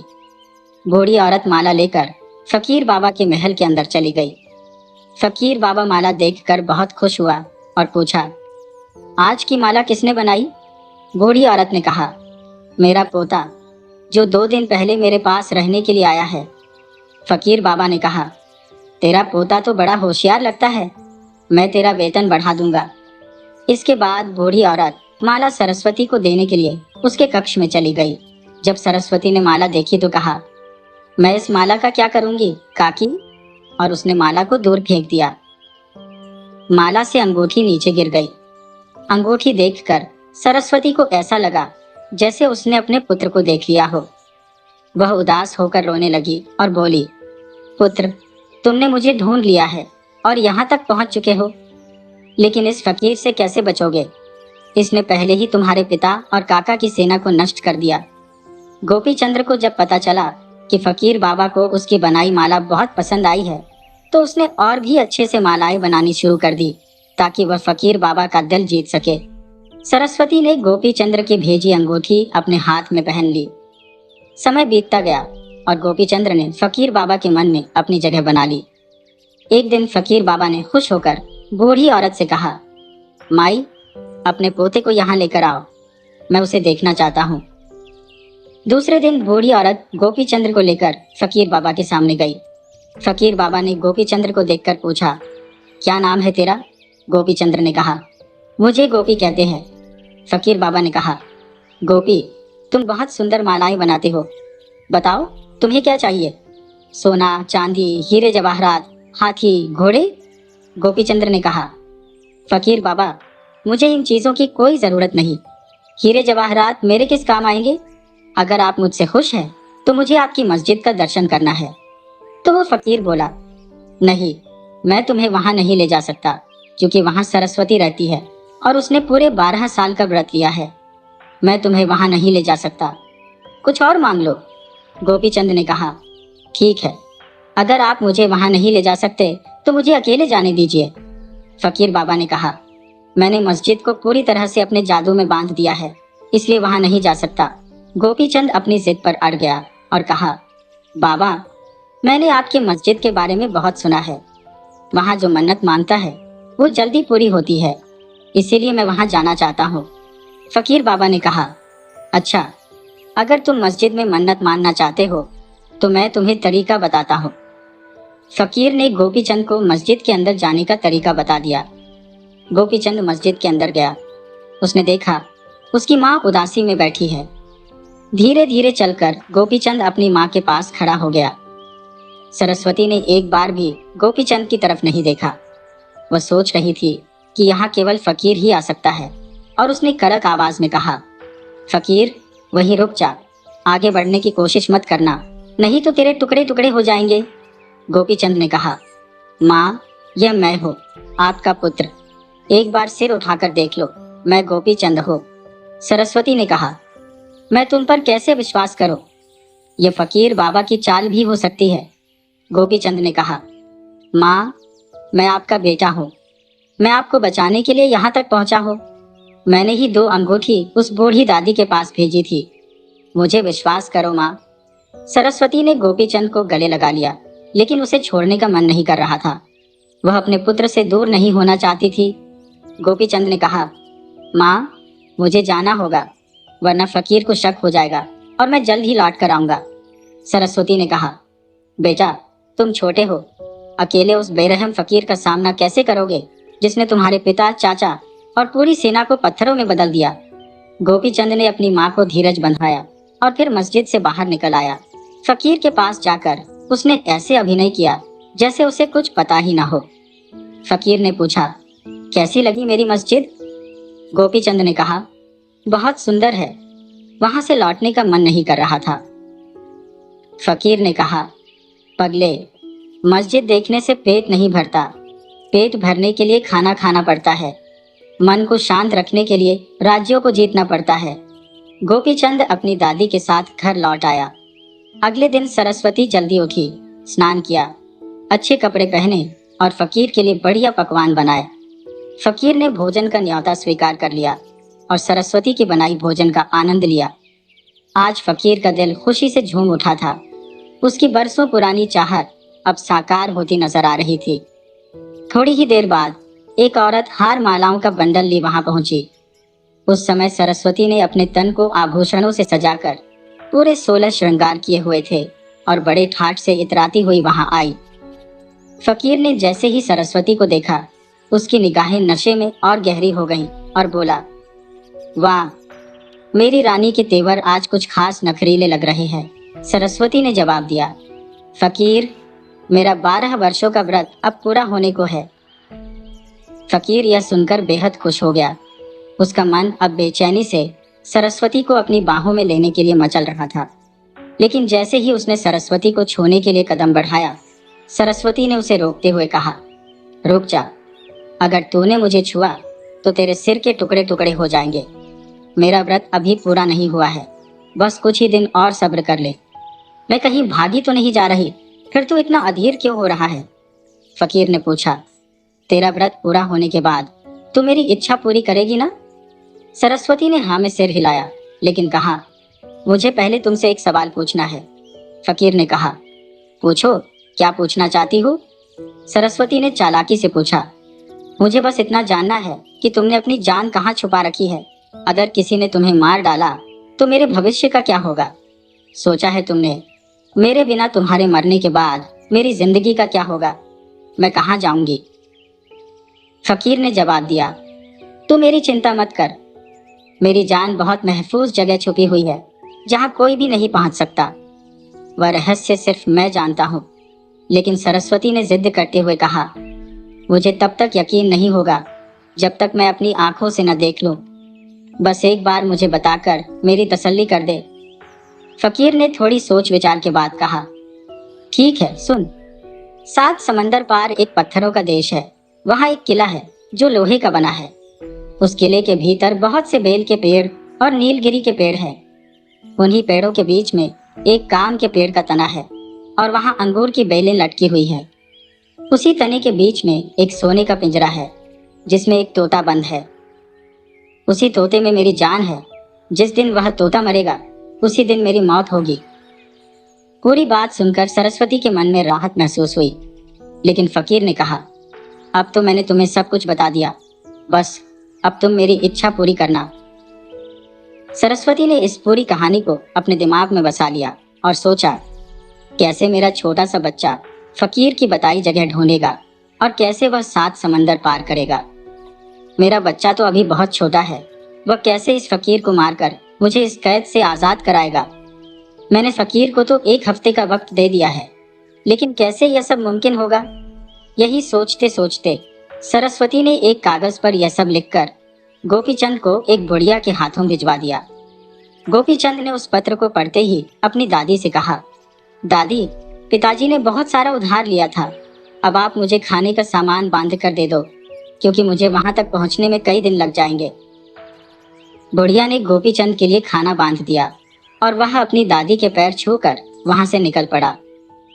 4 दिनों के कठिन सफर के बाद गोपीचंद 7 समंदर पार करने के लिए किनारे पर पहुंचा और एक पेड़ के नीचे बैठकर सोचने लगा, मेरे पास बस 4 दिन बचे हैं, लेकिन अब इस समंदर को कैसे पार कर सकूंगा? यहाँ तो किसी नाव का भी इंतजाम नहीं है। गोपीचंद गहरी सोच में डूब गया था। तभी गोपीचंद्र ने एक चिड़िया को देखा जो डर के मारे चीं चीं कर रही थी। उसकी निगाहें पेड़ की ओर उड़ गईं और देखा कि एक काला नाग चिड़िया के नन्हे बच्चों को डसने ही वाला था। गोपीचंद्र ने तेजी से अपनी तलवार निकाली और नाग पर वार किया, लेकिन नाग ने गोपीचंद्र के हाथ को डस लिया। नाग के विष से वह तुरंत वहीं दम तोड़ गया, लेकिन जहर के असर से गोपीचंद्र के शरीर में भी जहर फैलने लगा। उसके मुंह से झाग निकलने लगे और वह भी वहीं ढेर हो गया। गोपीचंद्र के नगर में इस घटना का असर साफ दिखने लगा। पेड़ पौधे मुरझा गए, फूलों ने अपनी चमक खो दी। हर कोई यह समझ गया कि गोपीचंद्र अब इस दुनिया में नहीं रहा। उसकी माँ ने यह खबर सुनकर बिलक बिलक कर रोना शुरू कर दिया। उसी समय 2 बड़े पक्षी उड़ते हुए उस पेड़ के पास पहुंचे, जहां गोपीचंद्र ने उनकी संतान की जान बचाने के लिए अपनी बलि दी थी। ये वही पक्षी थे जिनके बच्चे हर बार नाग के शिकार हो जाते थे, लेकिन इस बार गोपीचंद्र के कारण वे बच गए थे। उन्होंने देखा कि नाग तो मर चुका है, परंतु गोपीचंद्र भी उसी के साथ संसार से चला गया। पक्षियों ने यह महसूस किया कि गोपीचंद्र ने उनकी संतानों की रक्षा के लिए अपने प्राण त्याग दिए हैं। सुबह होते ही नर पक्षी ऊंचे पर्वतों की ओर उड़ गया और वहां से संजीवनी बूटी लेकर आया। उसने बूटी को गोपीचंद्र की नाक के पास रखा और कुछ ही क्षणों में गोपीचंद्र की चेतना लौट आई और वह फिर से जी उठा। गोपीचंद्र के जीवित होते ही नगर में खुशी की लहर दौड़ गई। उसके महल के आसपास फिर से हरियाली लौट आई। मुरझाए पेड़ पौधे फिर से लहलहा उठे। उसकी माँ की खुशी का ठिकाना न रहा। पूरे नगर में डोंडी पिटवा दी गई कि गोपीचंद्र जीवित हो गया है और लोग खुशियां मनाने लगे। उधर उन पक्षियों ने गोपीचंद्र से पूछा, हे वीर पुरुष, तुमने हमारे बच्चों की जान बचाई है, इसके बदले में तुम क्या चाहते हो? गोपीचंद्र ने कहा, मुझे 7 समंदर पार जाना है। पक्षियों ने कहा, हम तुम्हें वहां तक ले चलेंगे, वे दोनों पक्षी एक पेड़ की डाल को खोखला करके उसमें गोपी चंद्र को बिठाकर उड़ चले। वे उसे 7 समंदर पार उस जंगल में ले गए जिसे फकीर बाबा ने बताया था। गोपी चंद्र जंगल में अपनी माँ का नाम लेकर एक एक पेड़ काटता हुआ आगे बढ़ने लगा। जब वह आम के पेड़ के पास पहुंचा तो वे दोनों पक्षी भी वहां एक पेड़ पर बैठकर उसे देख रहे थे। जैसे ही गोपी चंद्र ने पेड़ काटने के लिए तलवार उठाई, एक पक्षी ने उसे रोकते हुए कहा, रुको, क्या तुम जानते हो इस पेड़ में फकीर की जान छिपी है। अगर उसे कुछ हुआ तो वह तुम्हें जिंदा नहीं छोड़ेगा। गोपी चंद्र ने जवाब दिया, मुझे उसी फकीर ने यहाँ भेजा है उसकी जान लेने के लिए। पक्षी ने कहा, लेकिन इस पेड़ पर बहुत जहरीले कीड़े हैं, अगर उन्होंने डस लिया तो कोई नहीं बच सकता। गोपी चंद्र ने कहा, मैं उन कीड़ों को मार दूंगा। पक्षी ने उसे समझाने की कोशिश की, तुम उन कीड़ों से पार नहीं पा सकोगे। हमारी सलाह मानो और अपने नगर लौट जाओ, क्योंकि वे कीड़े बहुत खतरनाक हैं। लेकिन गोपी चंद्र ने ठान लिया, नहीं, मैं हार मानकर वापस नहीं जा सकता। चाहे मेरी जान ही क्यों न चली जाए, पर मैं बिना फकीर की जान लिए यहाँ से नहीं जाऊंगा। पक्षियों ने उसकी अड़िकता देखी और कहा, अगर ऐसा है तो हम वापस लौट जाएंगे। जब गोपी चंद्र अपनी जिद पर अड़ा रहा तो दोनों पक्षियों ने अपनी भाषा में कुछ बातचीत की और फिर गोपी चंद्र को घनी झाड़ियों में छुपा दिया। इसके बाद उन्होंने अपने पंख फड़फड़ाए और जादू से आम के पेड़ को गिरा दिया, जिससे पेड़ पर लगे जहरीले कीड़े नीचे गिर गए। नर पक्षी ने चेतावनी देते हुए कहा, जल्दी से फकीर बाबा की जान की सोने की बेटी लाकर गोपी चंद्र के हाथ में दे दो। हमें जल्द से जल्द यहाँ से निकलना होगा, क्योंकि अब तक फकीर बाबा को पता चल चुका होगा कि उसकी जान किसी और की मुट्ठी में आ गई है और वह हमारी तरफ बढ़ रहा होगा। अब न केवल तुम्हारी बल्कि हमारी जान को भी खतरा है। गोपी चंद्र ने फकीर बाबा की जान, जिसे पुराने जमाने में सुग्गा कहा जाता था, सोने के पिंजरे से निकालकर अपने पास रख लिया। फिर उसने सुग्गे के पैरों में मुद्रा पहनाई, जिससे फकीर बाबा के पैर सुन्न हो गए। तुरंत ही फकीर बाबा को पता चल गया कि कोई दुश्मन उसकी जान तक पहुंच गया है। या तो आम के पेड़ पर लगे कीड़े गिर गए हैं या उसकी जान वाला सुग्गा कहीं झाड़ियों में फंस गया है। पक्षियों ने गोपी चंद्र को उसी तरह 7 समंदर पार वापस लेकर आए जैसे वे उसे पहले लेकर गए थे। उन्होंने कहा, हम तुम्हें तुम्हारे घर तक छोड़ देंगे। गोपी चंद्र ने उनका धन्यवाद किया और कहा, मैं खुद ही चला जाऊंगा। इसके बाद वह बुढ़िया दादी के घर पहुंचा। गोपी चंद्र को देखकर बुढ़िया ने कहा, बेटा, पैसों की वसूली का क्या हुआ। गोपी चंद्र ने कहा, दादी माँ, मेरे वहां पहुंचते ही मेरे कर्जदार भाग निकले। मैंने सारे कागजात फाड़ दिए और लौट आया। बुढ़िया ने यह सुनकर राहत की सांस ली और रोना बंद कर दिया। गोपी चंद्र ने उसे आश्वासन दिया, दादी, चिंता मत करो, हम जल्द ही फिर से मालामाल हो जाएंगे। मैं सब ठीक कर दूंगा। इसके बाद गोपी चंद्र एक अन्य बुढ़िया दुलारी माई के घर चला गया। वहां दुलारी माई की एक नौकरानी तेल निकाल रही थी। गोपी चंद्र ने पिंजरा हाथ में लिया और बैल के ऊपर जाकर बैठ गया। उसने बैल को लात मारी ताकि वह तेजी से घूमने लगे। बैल के घूमने के साथ ही सुग्गा भी तेजी से घूमने लगा और दूसरी ओर फकीर भी उसी तरह गोल गोल घूमने लगा। फिर गोपी चंद्र बैल की पीठ से उतरकर फकीर बाबा के पास गया। फकीर बाबा ने गोपी चंद्र के हाथ में पिंजरा देखा और कहा, अरे, तुम मेरी जान 7 समंदर पार से लेकर आ गए हो। मेरी जान मुझे वापस लौटा दो। गोपी चंद्र ने कहा, हाँ, मैं तुम्हारी जान लौटा दूंगा, लेकिन पहले यह बता कि सरस्वती तुम्हारी क्या लगती है। फकीर बाबा ने झूठ बोलते हुए कहा, सरस्वती मेरी पत्नी है। गोपी चंद्र ने गुस्से में कहा, झूठ मत बोलो, सरस्वती मेरी माँ लगती है। फिर गोपी चंद्र ने कहा, मैंने सुना है कि तुम्हें बहुत तंत्र मंत्र और जादू आते हैं, मुझे भी कुछ सिखाओ। फकीर बाबा ने जवाब दिया, मेरे मंत्र जादू किसी और को नहीं सिखाए जा सकते। गोपी चंद्र ने कहा, तो फिर मरने के लिए तैयार हो जाओ। उसने जैसे ही सुग्गे का गला घोंटना शुरू किया, फकीर बाबा ने तुरंत अपने सारे तंत्र मंत्र और जादू की विद्या गोपी चंद्र को सिखा दी। फिर फकीर बाबा ने अपनी जादू की छड़ी भी उसे दे दी और सिखाया कि इसका इस्तेमाल कैसे करना है। इसके बाद फकीर बाबा ने गोपी चंद्र के पिता, चाचा और सभी सिपाहियों को वापस इंसान बना दिया, जिन्हें उसने कुछ साल पहले पत्थर में तब्दील कर दिया था। फकीर बाबा ने सरस्वती को भी कैद से आजाद कर दिया। गोपी चंद्र ने सरस्वती को फूलों के रथ में बिठाया और फकीर और उसकी रखैल भोली भाई को उसे खींचने के लिए कहा। गोपी चंद्र के आदेश के आगे फकीर और भोली भाई के पास कोई और विकल्प नहीं था। अंततः गोपी चंद ने उस बुढ़िया को भी अपने रथ पर बैठा लिया। फिर वह अपने माता पिता को पूरी आदर सम्मान के साथ लेकर चल पड़ा। सबसे पहले वह उस राजा के नगर गया जिसकी बेटी का उसने उपचार किया था। वहां उसने बड़े धूमधाम से राजा की बेटी से विवाह किया। कुछ दिन रामनगर के राजा के पास ठहरने के बाद वह राजनगर के राजा के पास गया और रूपवती से विवाह किया। गोपी चंद ने अपनी दोनों रानियों, माता पिता और चाचाओं को साथ लेकर अपनी पूरी सेना के साथ धामपुर नगर लौटने का निर्णय किया। सरस्वती की बहनें बेहद प्रसन्न थी जब उन्होंने देखा कि सरस्वती और उनकी नीतियां जीवित और सुरक्षित है।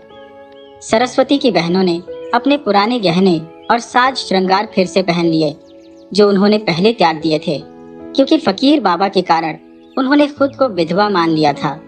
लेकिन एक नई समस्या खड़ी हो गई जब सरस्वती के पति ने कहा, मैं कैसे मान लूं कि सरस्वती अभी भी पतिव्रता स्त्री है, मुझे उस पर भरोसा नहीं है। तब गोपी चंद ने अपनी उंगली से अंगूठी निकालकर उसे उबलते तेल में डाल दिया और अपनी माँ से कहा, इस अंगूठी को तेल से निकालो। सरस्वती ने बिना किसी झिझक के उबलते तेल में हाथ डालकर अंगूठी बाहर निकाल ली। फिर भी सरस्वती के पति ने संशय जताया, क्या पता उस फकीर बाबा ने सरस्वती पर कौन से तंत्र मंत्र किए हो, मुझे अब भी उस पर विश्वास नहीं है। तब गोपी चंद ने एक बड़ा गड्ढा खुदवाया, उसमें लकड़ियां डालकर आग जलाई और अपनी माँ से कहा, आगे बढ़ो और इस आग में कूद जाओ। सरस्वती ने बिना किसी संकोच के आग में छलांग लगा दी और न ही आग ने सरस्वती को नुकसान पहुंचाया, न ही उसके बालों को। जब सरस्वती सुरक्षित आग से बाहर निकल आई तो उसके पति को विश्वास हुआ। इसके बाद पूरे धामपुर नगर में खुशियां मनाई गई। सरस्वती को रथ में बिठाकर नगर भर में बड़े बड़े जुलूस निकाले गए। फकीर बाबा ने गोपी चंद से कहा, अब मेरी जान बख्श दो और मेरी जान यानी उस सुग्गे को वापस लौटा दो। जब गोपी चंद सुग्गे को फकीर बाबा को देने लगा तो फकीर ने लालच में आकर उसे झपटने की कोशिश की, लेकिन सुग्गे की गर्दन गोपी चंद के हाथ में रह गई और धड़ फकीर के हाथ में। इससे सुग्गा मर गया और फकीर बाबा की जान भी निकल गई। इसके बाद गोपी चंद ने फकीर बाबा को उसी जगह पर दफनाया जहां उसने पहले से आश्रम बनवाने की योजना बनाई थी। उसने वहां गरीबों के लिए अस्पताल और बच्चों के लिए स्कूल भी बनवाए। फकीर बाबा की यादों को संजोने के लिए एक बड़ी सी दरगाह बनाई जिसमें उसकी सारी चीजें कांच के कमरे में रखवाई गई और ताला लगा दिया गया। फकीर बाबा के नाम पर फकीरों और गरीबों को भोजन कराकर दान दक्षिणा बांटी गई। उसकी जायदाद फकीरों में बांट दी गई और दरगाह की देखभाल के लिए कुछ अच्छे फकीर भी वहां रखवा दिए गए। फिर गोपीचंद अपनी नगरी लौट आया और वहां कई वर्षों तक सुख समृद्धि के साथ जीवन व्यतीत किया। अंततः उसकी उम्र पूरी होने पर वह स्वर्ग से धार गया।